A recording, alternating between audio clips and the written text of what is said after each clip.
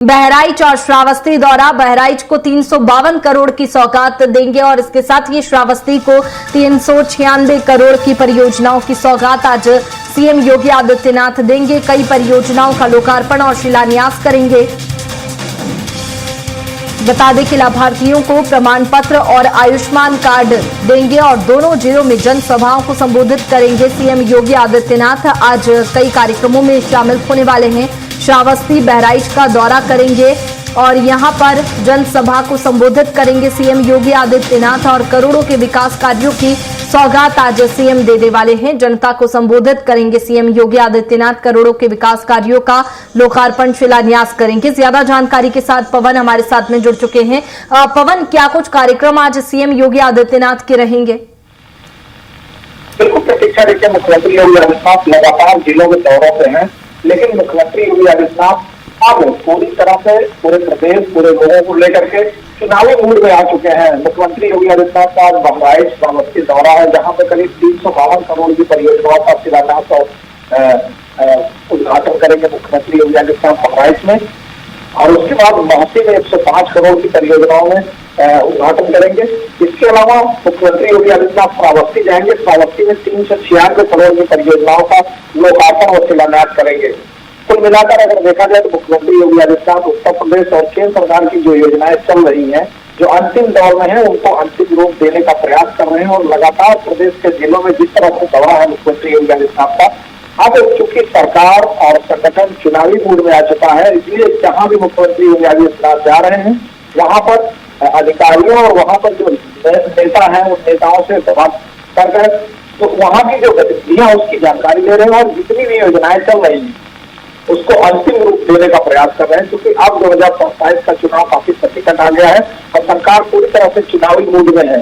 चुनाव में आचार संहिता लगने से ठीक पहले मुख्यमंत्री योगी आदित्यनाथ सभी जिलों को जो सौगात दे रहे हैं, उसके पीछे की मंशा यही है कि जो भी प्रदेश की जनता है उसको हम खुश कर सके और उनके बीच जाए तो हम योजनाओं की बात बता सके, जिससे कि भारतीय जनता पार्टी तीसरी बार उत्तर प्रदेश में सरकार बना सके। लगातार मुख्यमंत्री योगी आदित्यनाथ प्रदेश के सभी जिलों के दौरे पर हैं और ऐसा लगता है कि साल में मुख्यमंत्री योगी आदित्यनाथ हर जिले में कम से कम 3 से 4 बार दौरा करते हैं, क्योंकि 2017 के बाद से लगातार मुख्यमंत्री योगी आदित्यनाथ प्रदेश के सभी जिलों के विकास के लिए लगे हुए हैं और उत्तर प्रदेश के युवाओं को रोजगार या बिजनेस मुहैया कराने के लिए लगातार, चाहे कौशल विकास हो, चाहे रोजगार मेला हो, किसी माध्यम से उत्तर प्रदेश को आगे ले जाने के लिए हमेशा तत्पर लगे हुए हैं। बिल्कुल पवन, आगामी चुनाव को देखते हुए सीएम का ये दौरा काफी महत्वपूर्ण माना जा रहा है और करोड़ों की विकास कार्यों की सौगात आज जनता को मिलने वाली है। फिलहाल बहुत शुक्रिया आपका तमाम जानकारी के लिए। और आगे बढ़ते हैं, जहां मुख्यमंत्री योगी आदित्यनाथ का आज श्रावस्ती दौरा। जिले को 400 करोड़ की सौगात देंगे सीएम। 83 विकास परियोजनाओं का लोकार्पण और शिलान्यास करेंगे। कार्यक्रम स्थल पर सुरक्षा के तमाम इंतजाम किए गए हैं। बता दें कि प्रशासन ने युद्ध स्तर पर तैयारियां तेज कर दी है। खराब मौसम में भी तैयारियों का जायजा लिया गया। भारी वाहनों के जिले में प्रवेश पर रोक लगाई गई है। इसके साथ ही सुरक्षा और यातायात व्यवस्था पर विशेष फोकस रखा गया है। आज सीएम श्रावस्ती पहुंचेंगे और यहां पर करोड़ों के विकास कार्यों की सौगात देने वाले हैं।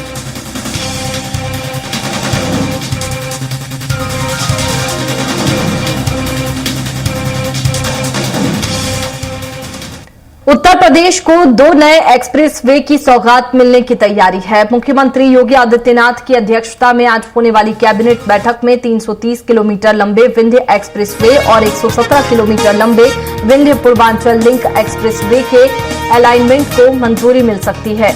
विंध्य एक्सप्रेसवे प्रयागराज से सोनभद्र तक प्रस्तावित है, जबकि लिंक एक्सप्रेसवे चंदौली और गाजीपुर के रास्ते पूर्वांचल एक्सप्रेसवे से गुजरेगा। और बैठक में करीब 12 महत्वपूर्ण प्रस्तावों पर चर्चा होगी। दोनों परियोजनाओं से विंध्य क्षेत्र में कनेक्टिविटी, निवेश और विकास को गति मिलने की उम्मीद है।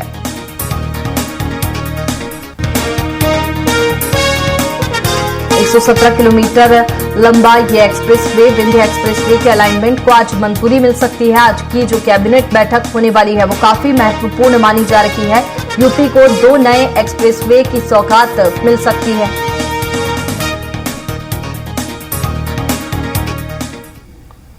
लखनऊ में बीजेपी ने 2027 चुनाव की तैयारियां तेज कर दी है। मंत्री नरेंद्र कश्यप के आवास पर बैठक हुई।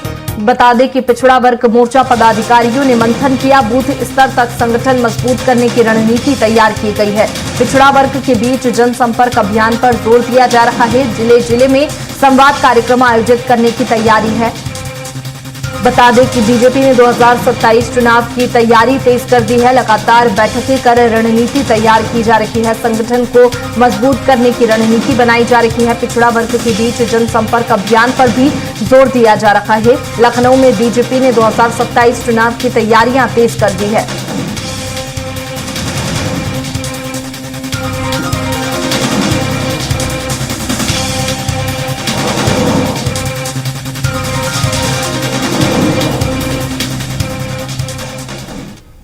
और बीजेपी प्रदेश अध्यक्ष पंकज चौधरी का कल गाजियाबाद दौरा। महानगर अध्यक्ष के कैंप कार्यालय का उद्घाटन करेंगे। कैंप कार्यालय पर वृक्षारोपण भी करेंगे पंकज चौधरी। बता दें कि वरिष्ठ कार्यकर्ताओं से मुलाकात करेंगे। कार्य समिति बैठक को भी संबोधित करेंगे। ये बैठक होने वाली है कार्य समिति की बैठक, जिसमें पंकज चौधरी संबोधित करेंगे।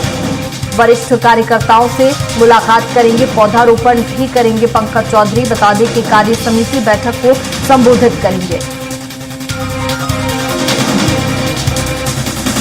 बता दें कि बीजेपी प्रदेश अध्यक्ष पंकज चौधरी का कल गाजियाबाद को दौरा काफी महत्वपूर्ण माना जा रहा है। महानगर अध्यक्ष के कैंप कार्यालय का उद्घाटन करेंगे पंकज चौधरी। इसके साथ ही कैंप कार्यालय पर वृक्षारोपण भी करेंगे और बैठक भी लेंगे। वरिष्ठ कार्यकर्ताओं से उनकी मुलाकात होगी और इसके बाद में कार्य समिति की बैठक जिसको संबोधित करेंगे। और आगामी चुनाव को देखते हुए भी उनका ये दौरा महत्वपूर्ण माना जा रहा है। और जो बैठक होगी उसमें 2027 की रणनीति पर भी चर्चा की जाएगी।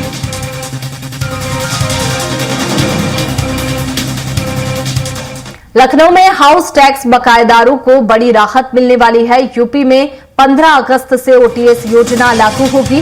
ब्याज और सरचार्ज में बड़ी छूट मिलेगी। आपको बता दें कि तीन किश्तों में बकाया कर जमा करने के विकल्प होंगे। नगर निकायों में ओटीएस योजना लागू होगी। ऑनलाइन ऑफलाइन आवेदन की सुविधा मिलेगी। 3 किश्तों में बकाया कर जमा करने के विकल्प होंगे। नगर निकायों में ओटीएस योजना लागू होगी और 15 अगस्त से ये योजना लागू होने वाली है। आपको बता दें कि लखनऊ में हाउस टैक्स बकायेदारों को बड़ी राहत मिलेगी।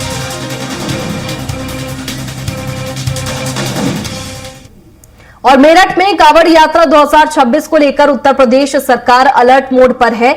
और मेरठ में मुख्य सचिव और पुलिस महानिदेशक की अध्यक्षता में उच्च स्तरीय समीक्षा बैठक हुई। बैठक में मेरठ मंडल समेत आसपास के जिलों के पुलिस और प्रशासनिक अधिकारियों ने हिस्सा लिया।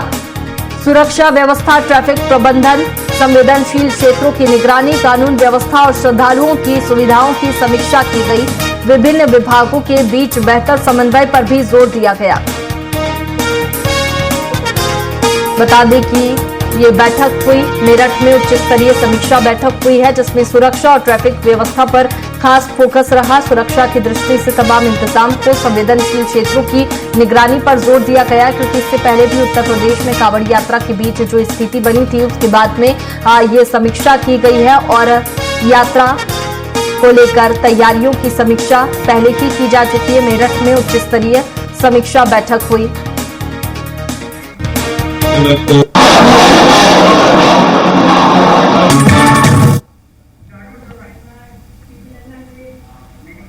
बता दें कि मेरठ में कांवड़ यात्रा को लेकर तमाम इंतजाम किए गए हैं और इसी की समीक्षा की गई।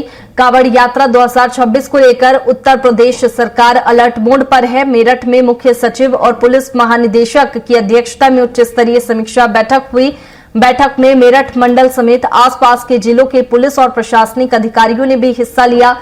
सुरक्षा व्यवस्था, ट्रैफिक प्रबंधन, संवेदनशील क्षेत्रों की निगरानी, कानून व्यवस्था और श्रद्धालुओं की सुविधाओं की समीक्षा की गई। विभिन्न विभागों के बीच बेहतर समन्वय पर भी जोर दिया गया। सरकार का लक्ष्य कांवड़ यात्रा को सुरक्षित, सुचारू और शांतिपूर्ण तरीके से संपन्न कराना है।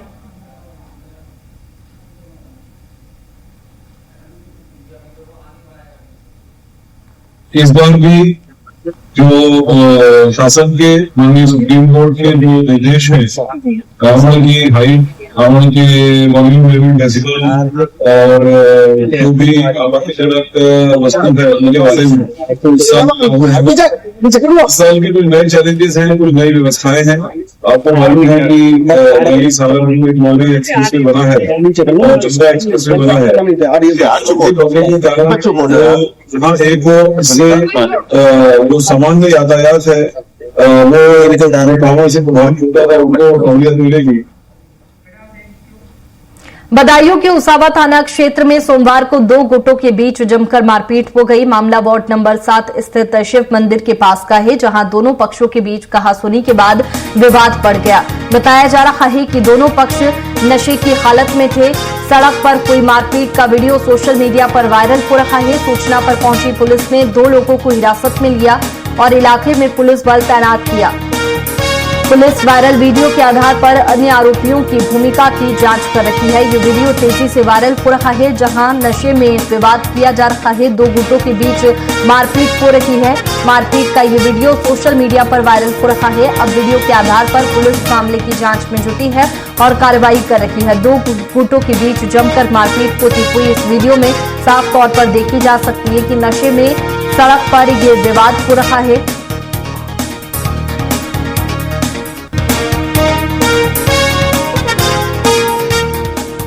और बदायूं के दातागंज कोतवाली क्षेत्र के सुखोरा गांव में उस वक्त हड़कंप मच गया जब एक आवारा सांड घर की छत पर चढ़ गया। बताया जा रहा है कि सांड जीने के रास्ते छत पर पहुंचा, जिसके बाद गांव में अफरा तफरी और दहशत का माहौल बन गया। सूचना मिलते ही पशु चिकित्सा विभाग की टीम मौके पर पहुंची और रेस्क्यू अभियान शुरू किया। काफी मशक्कत के बावजूद सांड को सुरक्षित नीचे नहीं उतारा जा सका। सांड को रेस्क्यू करने के प्रयास लगातार जारी है। ये एक्सक्लूसिव वीडियो आपको दिखा रखे हैं स्क्रीन पर। गांव में अफरा तफरी और दहशत का माहौल है। बता दें कि घर की छत पर चढ़ा आवारा सांड और देखा जा सकता है पशु चिकित्सा विभाग ने रेस्क्यू शुरू किया, लेकिन रेस्क्यू सफल नहीं हो पाया। सांड को सुरक्षित उतारने की कोशिश लगातार जारी है। ये वीडियो में आप देख सकते हैं कि घर की छत पर सांड बैठा हुआ दिखाई दे रहा है। सांड की छत पर पहुंचने से लोगों में हड़कंप मच गया। क्षेत्र में अफरा तफरी का माहौल है और रेस्क्यू कार्य भी लगातार किया जा रहा है।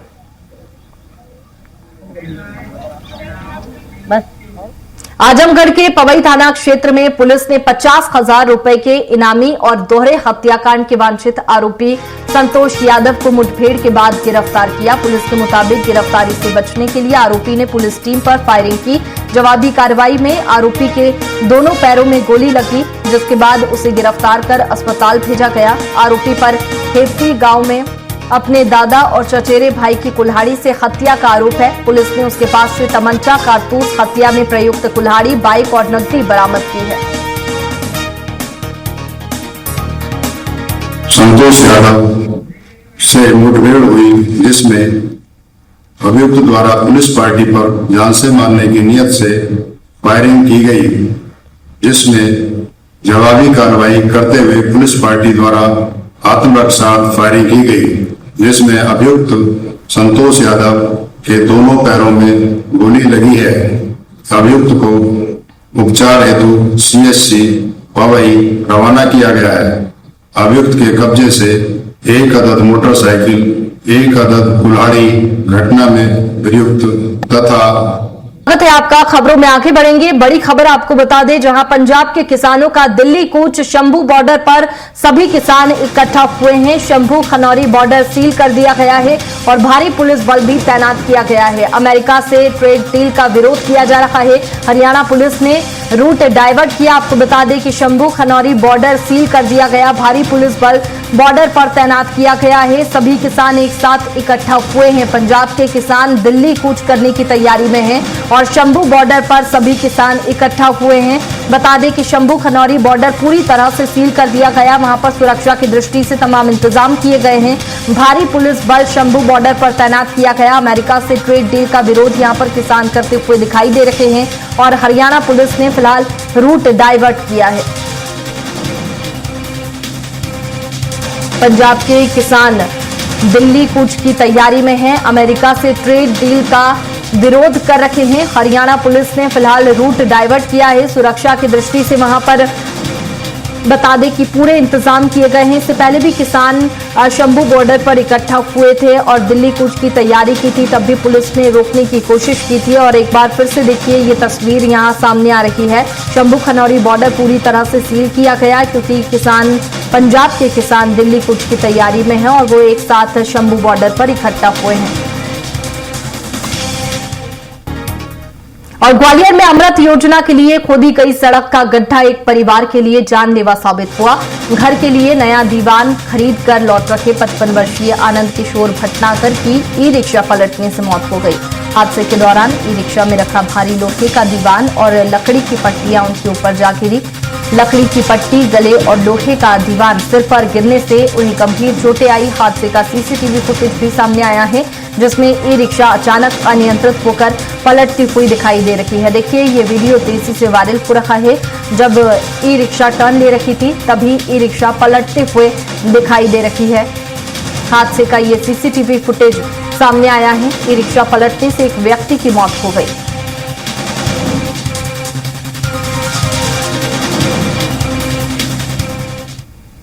भोपाल नगर निगम के 243 अधिकारी कर्मचारियों का लंबे समय से चला आ रहा पदोन्नति का इंतजार अब खत्म हो गया है।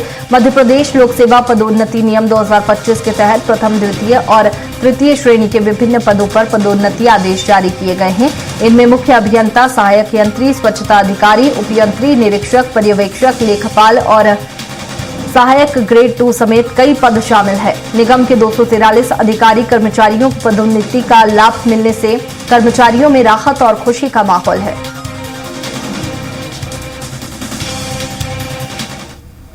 ग्वालियर में सिंधिया परिवार के संपत्ति समझौते को लेकर नया विवाद सामने आया है। प्रतिमा देवी ने दावा किया है कि उन्हें वैधानिक हिस्सा नहीं मिला। उन्होंने समझौते के खिलाफ अदालत में आपत्ति दर्ज कराई है। मामले की अगली सुनवाई 28 जुलाई को होगी। इस विवाद के चलते राज परिवार की संपत्तियों को लेकर मामला एक बार फिर से गहरा गया है।